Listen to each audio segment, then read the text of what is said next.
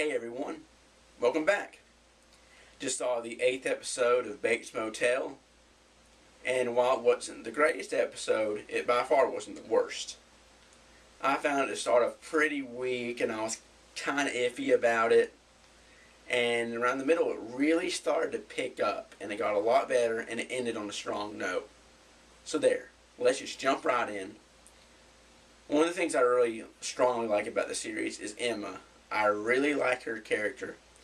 I still think I like Norman a little bit more since he's the main focus and everything, but I really like Emma. I love how kind and caring she is. And a lot of times that's true. The people with the most problems are the most kind and caring, and she plays it off really well. She defends Norman in the bathroom when the girls are talking about him and Bradley and how Bradley would never sleep with Norman, even though she did. Emma comes out and tells him straight up, yeah, she did. She totally slept with him. Then around the end, when Norman finds out, he gets really upset with Emma. And around the end, you see her come back and she explains to him, I was just defending you. I'm sorry the way I did it and everything. And the two kind of reunite, and I really enjoyed that. I like Emma. Now, I don't think this is going to end very well for her. I think she's going to end up on the wrong side of something and get killed, or get hurt, or massively heartbroken. Something that's really bad is going to happen to Emma, because with this series, it's psychotic and everything. And Emma's not the kind of character, as much as I like her character, that's going to end up well. Now, Bradley, I'm really liking the triangle between the three. Started off kind of weak, and it's been building and building and building, going to one side, going to the other, going to one side, going to the other. Bradley approaches Norman, and this is what upsets him. This is what makes him mad at Emma. He should be mad at Bradley. She comes up, and she's talking about, why'd you tell everybody? And Norman tells her, no, we didn't. And that leads to how Emma told him.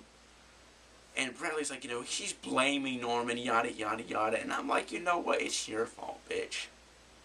And I said before, it's not like I don't like the actress or really Bradley's character. I just don't like that kind of character. She plays her part very well. She's a nice girl that's really a bitch in some ways and all that. But I am really enjoying seeing her get what she deserved. Because the whole time I was calling it, she was using Norman. She had her problems, her father died. She was just using him to feel better. I'm so glad she's nailed, and I really hope that her character ends badly too, because I really want to see something happen to her. So those parts of the series are going well. Now, this was the strongest part of the episode for me. It didn't start off that very, very well, but it got better and better. The creepy guy in 9. Now, we've known the whole time that he showed up that he's involved with everything. He invites Norma into his room to clean up. And he starts off kind of low. He's not that threatening. There's a hint of it. He keeps getting more and more and more threatening. The way he moves in front of Norma, when he held her back with a cart to get some towels, it's just subtle hints at first. And it keeps getting darker and darker and darker. We see Norma follow him, which was a stupid move. I don't think it's really about the director or the characters or anything, but that was a dumb move. It doesn't hurt the series for me. But, the whole area is in a low traffic, low population. It's going to be obvious that she's following him. Of course she gets caught. You knew she was going to get caught. But the whole thing was pretty suspenseful and pretty well done. It was amazing. It wasn't great. It's not going to win the Emmy. But for what it is, I liked it. This is when the series thoroughly started. The episode started picking back up. My favorite part was when she was trying to get away to get back to her car. And the man pulled in front of her. And now he's not dropping supple hints. He just straight up, you were following me. I'm not as moron as Keith Summers. And Keith was a moron. He was dumb. He didn't really have that big part in the business. And I'm really liking the guy in 9 because he's a lot smarter, he's a lot creepier. I really like how they're putting him as character in now. I don't like how there are 2 more episodes left, because I feel that they may rush his character and such. But yes, he is the strongest character so far. And I love how psychotic he is. I know how he's just basically telling Norman, this is how it is, this is what's happening. You know what's happening. I'm not going to tiptoe around the tulips and, oh this, that, and act like everything's fine and jumps up the windows. I'm going to just straight up tell you to watch your back, basically. And she tells him to get out. Oh, Lord. I'll get to the end in a minute. Now, one of the things I did not like about the episode, there were 2 things I didn't really like, or maybe 3 things. The tremors, I thought they were just a waste. I thought that was a waste of a scene. He kicked the hippie guy out. I really don't think that should have been in there. Maybe they should have done, go get the trimmers. They go get the trimmers. They see the trimmers for a second. They bring them back. Now, the other people that didn't get out, they may have a stronger part, not the hotel.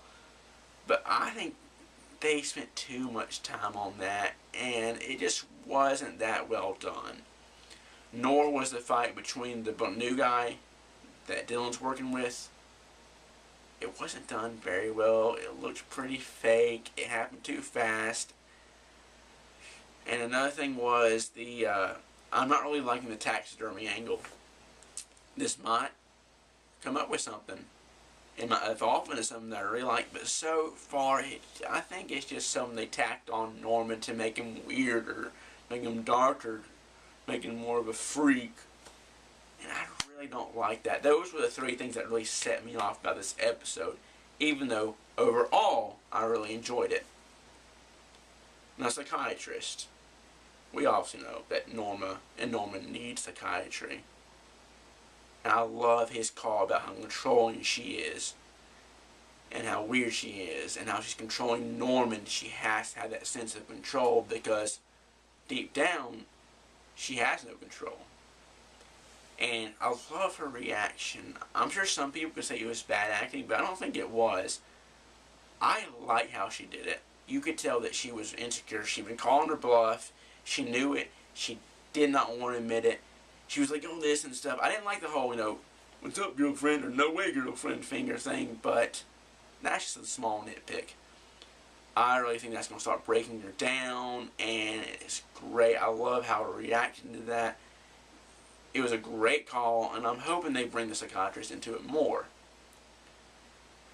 Let's see, now, something I do like about it is, like I was saying in my last couple reviews, I really like Dylan more. At first, he was still, I've said this a million times, so I'm not going to go into it. But when we brought all the trimmers back, the little hippie people, Norma was proud of him. She really liked how he's bringing them business, and she invited him out to eat. And when Dylan first got there, he could not stand Norma.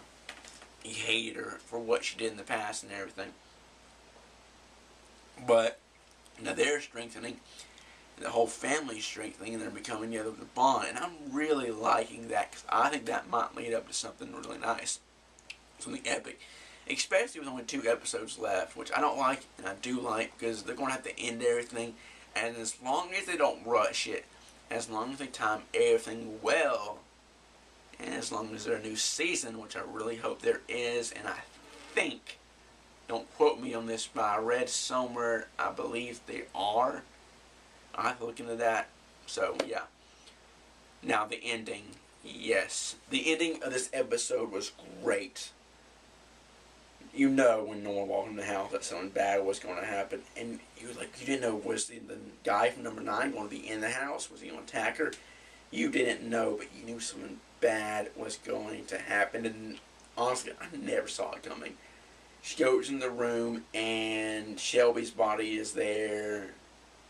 And it's basically a sign to watch out. This guy, from number 9, is going to get creepy. He's going to come back. He is going to be such a villain, and it's really going to come to a boiling point. So, let me wrap it up with that. Episode was not great. Wasn't bad.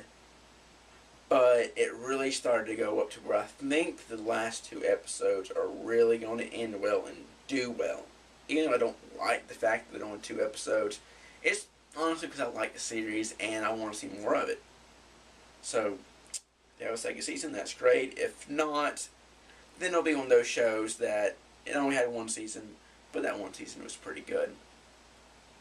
So, I guess I got 2 more episodes to review and then I'll find a new project.